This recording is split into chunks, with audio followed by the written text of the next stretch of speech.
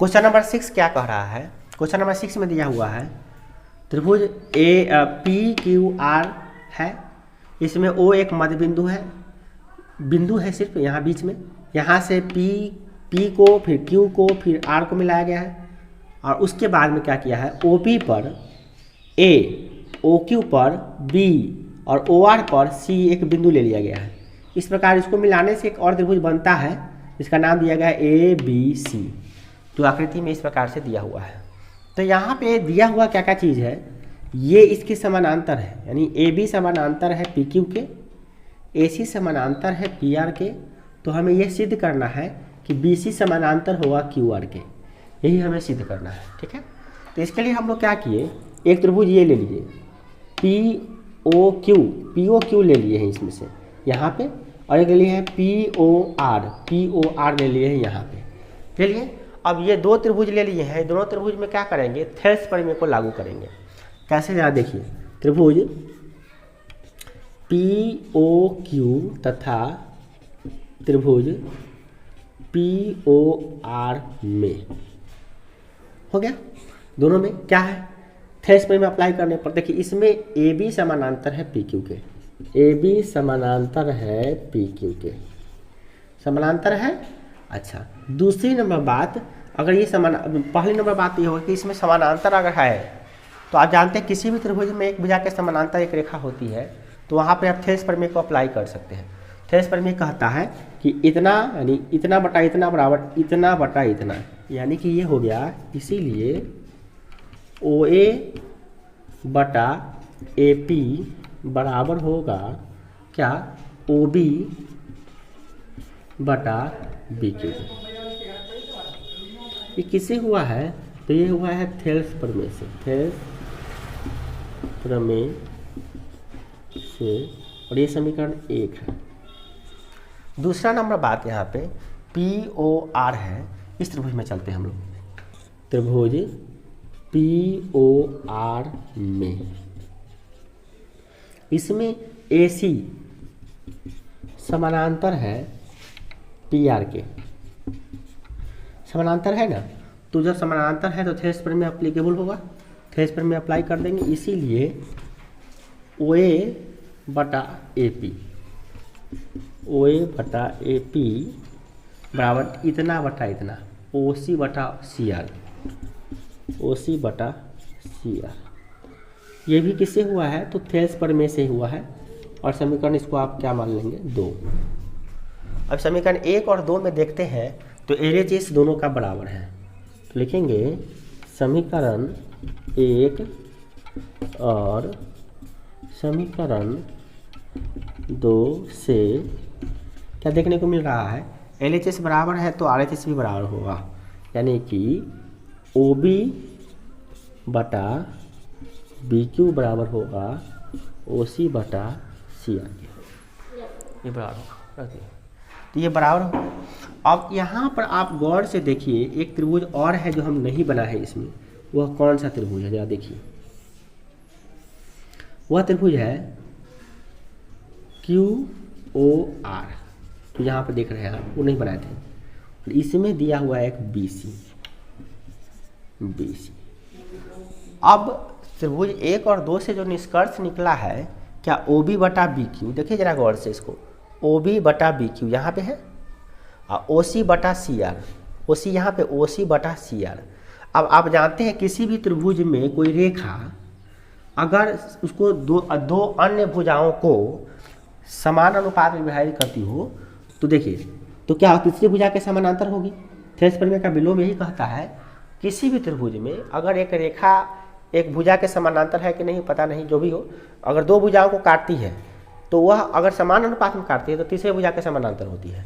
तो यहाँ पे ओ बी बटा बी क्यू बराबर ओ सी बटा सी आर है, समान अनुपात में काट रहा है, तो स्वाभाविक है क्या होगा, इसके यह जो रेखा है इसके समानांतर होगा, यह जो है इसके समानांतर होगा, किससे, थेल्स प्रमेय के विलोम से।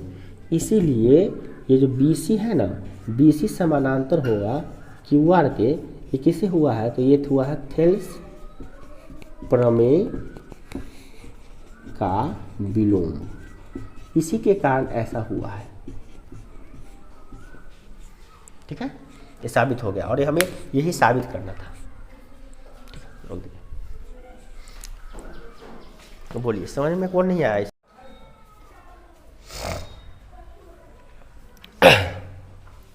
क्वेश्चन नंबर 7 में क्या कह रहा है कि 6.1 का प्रयोग करते हुए, प्रमेय जो है 6.1 इसका प्रयोग करते हुए यह सिद्ध कीजिए कि एक त्रिभुज है ABC, इसमें भुजा AB के मध्य बिंदु को P मान लिया गया है और इन P बिंदु से समानांतर खींचा गया है रेखा, किसके? BC के समानांतर खींचा गया, ये रेखा समानांतर है, खींचा गया है, तो यह तीसरी भुजा को यानी इसको भी समान अनुपात में विभाजित करेगी। ठीक है, दिया क्या क्या कि ये समझ लीजिए।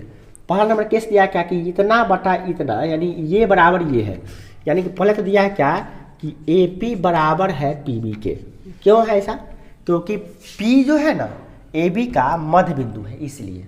ठीक है, दूसरी नंबर बात क्या दिया है, एक चीज और दिया है कि ये जो PQ है ना, PQ, ये PQ समानांतर है किसके? BC के समानांतर है, BC के समानांतर है। ठीक है, तो यह भी दे दिया हुआ समानांतर, दो चीज दे दिया हुआ। अब बात ये आ रही है कि ऐसा चीज अगर कंडीशन अगर ऐसा है तो आपको ये सिद्ध करना कि ये बराबर ये होगा, यानी कि AC का मध्य बिंदु Q होगा, ये सिद्ध करना है। अब मतलब क्या होगा कि आपको ये सिद्ध करना है कि AQ जो है ना बराबर है QC के, ये हमें सिद्ध करना है, ये दिया हुआ नहीं, ये सिद्ध करना है। ठीक है, तो हम क्या करेंगे, चूंकि PQ समानांतर BC है, PQ समानांतर है BC के। अब हमको क्या चाहिए, जब किसी त्रिभुज में एक भुजा के समानांतर एक रेखा होती है तो हम जानते हैं क्या होता है, थेल्स प्रमेय से। थेल्स प्रमेय कहता है, थेल्स प्रमेय क्या कहता है? थेल्स प्रमेय कि इतना बटा इतना बराबर इतना बटा इतना, यानी AP बटा PB बराबर है AQ बटा QC। हो गया। अब इतना चीज दे दिया आपको, तो अब यहाँ पे आप इसका मान रख दीजिए, किसका? AP बराबर PB है, जहाँ जितना AP हो उतना ही PB है। इसका मतलब ये ना हुआ, इसका मतलब ये हुआ कि जहाँ AP है वहाँ PB रख सकते हैं और जहाँ PB है वहाँ AP भी रख सकते हैं, कोई दिक्कत नहीं है। तो हम AP को तो AP लिखे हुए हैं, आप PB को लिख देते हैं AP, लिख दिए, बराबर क्या हो गया? AQ बटा QC हो गया। अब इस AP से AP कट गया। आप ये सवाल यहाँ पर तो PB था, PB को आप AP क्यों लिख दिए हैं? तो यहाँ पे लिखे इसको आपको दिक्कत हो रहा था, समीकरण 1 मान लीजिए, यहाँ लिख दीजिए क्या कि समीकरण 1 से। ऐसे करने से तो अच्छा है कि यहाँ पर आप यही लिख दीजिए क्या कि AP बराबर है PB, ऐसे ही लिख दीजिए।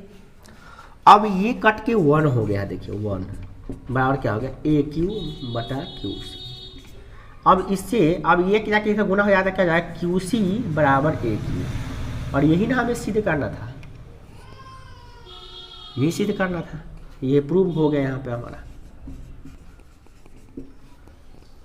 ठीक है, यही सिद्ध करना था आपको। रोक दीजिए, बोलिए। हाँ, त्रिभुज ABC में कुछ नंबर 8 क्या कर रहा है कि एक त्रिभुज है, एक त्रिभुज में दो भुजाओं के मध्य बिंदु को मिलाने वाली रेखाखंड तीसरे भुजा के समानांतर होती है, ये सिद्ध करना है। तो एक त्रिभुज ABC लिए है जिसमें AB का मध्य बिंदु D है, AB का मध्य बिंदु D है और AC का मध्य बिंदु E है। इसको मिलाने वाली रेखा DE जो है यह BC के समानांतर होगी, यह हमें सिद्ध करना है। तो इसके लिए हम क्या करते हैं, समानांतर सिद्ध करना है तो पहले दिया क्या है वो लिख लेते हैं। दिया हुआ है क्या कि AD जो है ना वो बराबर है DB के, फिर क्या है AE बराबर है EC के, AE बराबर है EC के, ये दिया हुआ है। ठीक है, तो अब इससे आपको क्या निकल गया, देखिए AD बटा DB निकाल लीजिए, कितना आ गया? AD बटा DB। अब AD या DB जो है निकाल लीजिए, कितना आएगा? अब जितना भी आए ऐसा कीजिए कि दोनों बराबर है ना, तो समीकरण 1 मान लीजिए, इसको समीकरण 2 मान लीजिए। हाँ,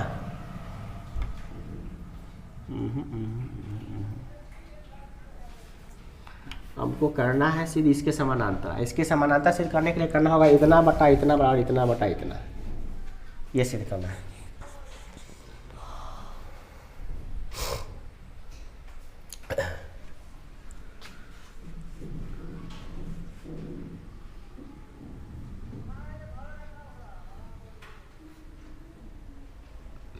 आप कैसे करोगे भाई? हमको निकालना है AD बटा DB, ठीक है। हाँ अच्छा अच्छा अच्छा, हाँ गड़बड़ हो गया। यहाँ से हम लोग टर्न कर लेंगे, देखिए यहीं से टर्न कर लीजिए। AD बराबर DB है ना, AD बराबर है DB है ना, तो हम क्या कर लेते हैं, इसको बट्टा में ले आते हैं यहाँ पे सीधे, AD बटा DB कर लेते हैं। तो क्या हो गया, एक आ गया। इतना बराबर इतना था, कहाँ से दिया हुआ है क्वेश्चन में, हम नहीं कर रहे हैं क्योंकि इसका ही मध्य बिंदु है D, इसका मध्य बिंदु E है, तो इस E तो एक आ गया। अब क्या करते हैं, तथा एक बात और है कि AE बराबर EC, AE बराबर EC, यह भी दिया हुआ है, हम नहीं कर रहे हैं। अब क्या कर रहे हैं कि इसको इसी को बटा में ले आते हैं, तो क्या होगा AE बटा EC बराबर क्या हो गया, इधर कुछ नहीं बचा था, क्या बच गया 1 बच गया। इधर क्या हम इधर ले आएंगे तो इधर 1 ना बच जाएगा, इधर का इधर ले आएंगे तो 1 बच जाएगा। अब इसको देखिए समीकरण 1 और समीकरण 2 को क्या लग रहा है, दोनों का RHS बराबर है कि नहीं। तो यहाँ पर लिख दीजिए क्या, समीकरण 1 तथा समीकरण 2 से आप देख रहे हैं क्या कि समीकरण 1 और 2 में RHS बराबर है ना, तो LHS भी बराबर होगा। तो LHS कितना हो गया, AD बटा DB बराबर AE बटा EC बराबर हो गया। अब जब ऐसा होता है, जब किसी त्रिभुज में इतना बटा इतना बराबर इतना बटा इतना होगा, तो ये इसके समानांतर होगा, इसीलिए DE समानांतर हो जाएगा BC के। ये हो गया प्रूफ। ये किससे हुआ है, ये किससे हुआ है, तो ये हुआ है थेल्स प्रमेय के विलोम से। यहाँ लिखना पड़ेगा क्या, थेल्स प्रमेय का विलोम, विलोम से हुआ है कि जब किसी त्रिभुज में एक रेखा दो भुजाओं को समान अनुपात में विभाजित करती है तो वह तीसरे भुजा के समानांतर होती है। और प्रश्न में भी तो यही कह रहा था कि 6 परिमेय 6.2 का प्रयोग करते हुए, और 6.2 जो है वह थेल्स प्रमेय का विलोम है, और 6.1 परिमेय जो है वह थेल्स प्रमेय है, तो उसका प्रयोग करते हुए हम लोग सिद्ध कर लिए। रोक दीजिए।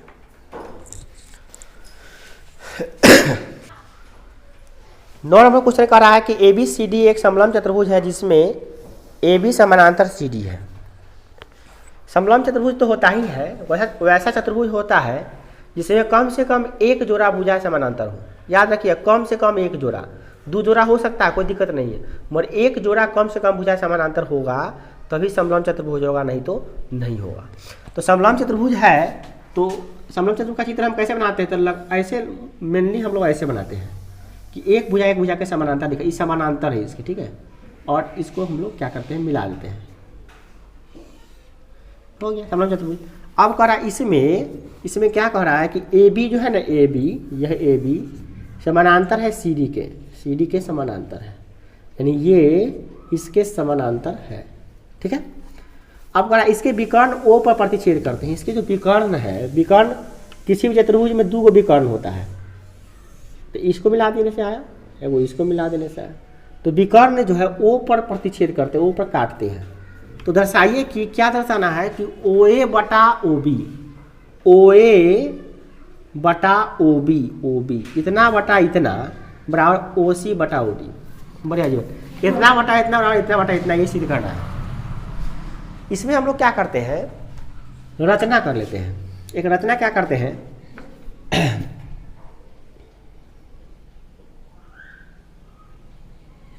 इसके समानांतर इसमें वो खींच लेते हैं, थेल्स प्रमेय में अप्लाई कर लेंगे।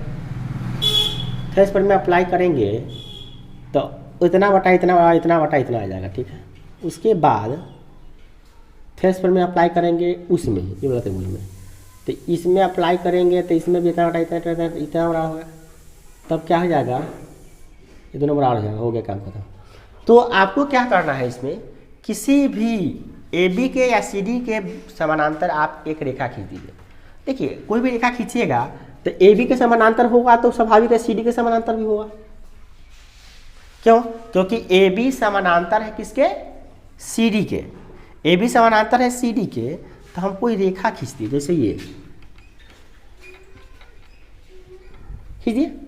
अब हम कह रहे हैं क्या कि ये जो रेखा है ना खींचे हैं यह समानांतर है ए बी के, तो ये कहना जरूरी थोड़ी ना है कि इसके भी समानांतर होगा। जब इसके समानांतर है तो इसके समानांतर होबे करेगा, क्योंकि दोनों समानांतर के बीच समानांतर खोजेंगे।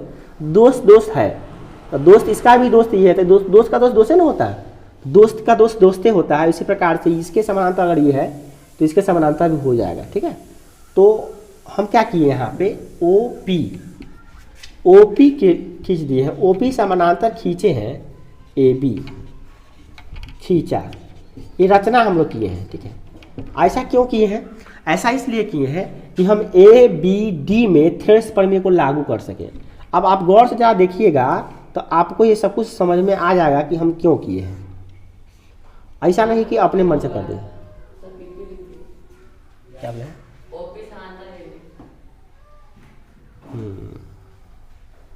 यहाँ पे पी क्यू नहीं होके क्या हो जाएगा?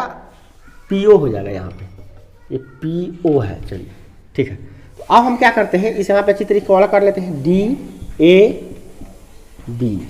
अब यहाँ पर ये ओ जो था और यहाँ से जो हम ऐसे खींचे हैं समानांतर खींचे हैं। अब आपको समझ में आ गया होगा कि हम क्यों खींचे हैं।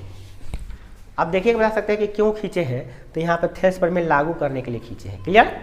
चलिए अब आप देख सकते हैं त्रिभुज किसमें, इसका नाम क्या है? ए बी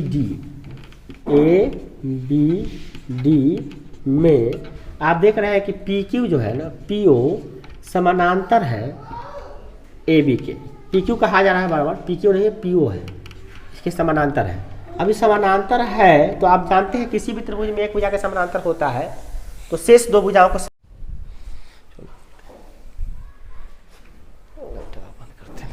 लाइट बंद करते खुश देखो ठीक है। ऐसे ठीक हुआ।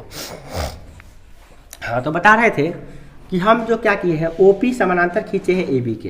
काहे खींचे हैं? एकदम स्पष्ट है थेल्स प्रमेय को लागू करने के लिए। तो ये इसके समानांतर है तो इतना बटा इतना बराबर इतना बटा इतना होगा। कितना? तो ये तो हम लिख दिए डीपी बटा पी ये लिख दिए। अभी क्या होगा? डी ओ बटा ओ बी, डी ओ या ओ डी लिख देते हैं, ओ डी बटा ओ बी होगा। ये किससे हुआ है? थेल्स प्रमेय से हुआ है।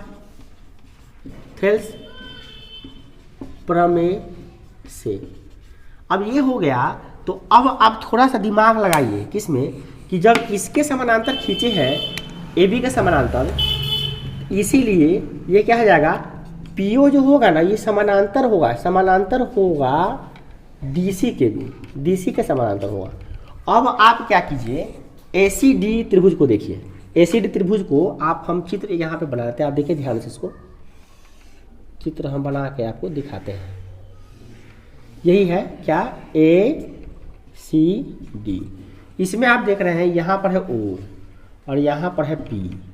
अब गौर से जरा देखिए इसमें भी, तो इसमें भी थेल्स प्रमेय लागू हो जाएगा। क्यों? क्योंकि ये जो भुजा है ना इसके समानांतर है। अब ये भुजा इसके समानांतर है तो स्वाभाविक है इतना बटा इतना बराबर इतना बटा इतना होगा। चलिए कर लेते हैं। क्या कर लेंगे? पी ए बटा डी पी।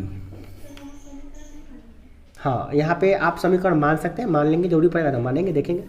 तो पहले क्या करते हैं, ये तो हो गया, इतना समानांतर है, ये इसके समानांतर है, इसीलिए क्या हो जाएगा?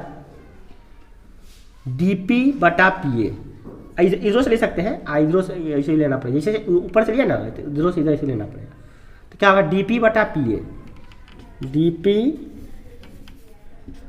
पी बटा पी ए बराबर ओ सी बटा ओ ए, ओ सी बटा ओ ए, ओ ए हो गया। ये भी किससे हुआ है? थेल्स प्रमेय से ही हुआ है।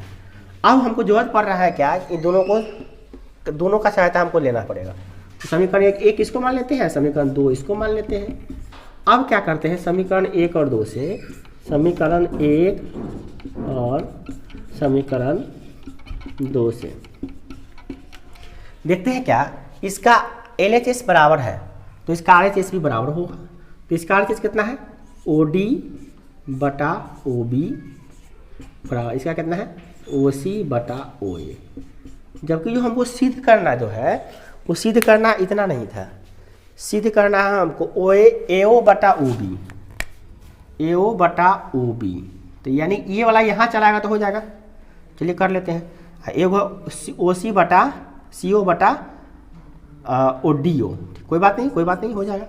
ए ओ तो ये ओ ए है ना, ओ ए कहिए चाहे ए ओ कहिए, बात बराबर है ना है। नाम ए ओ भी कह सकते हैं चाहे ओ ए भी कह सकते हैं। तो किताब में दिया है ए ओ है तो ए ओ ए लिख लेते हैं हम लोग, ओ ए ओ लिख लेते हैं। अच्छा यहाँ पे ये क्या है भाग है, नहीं तो गुना हो जाएगा।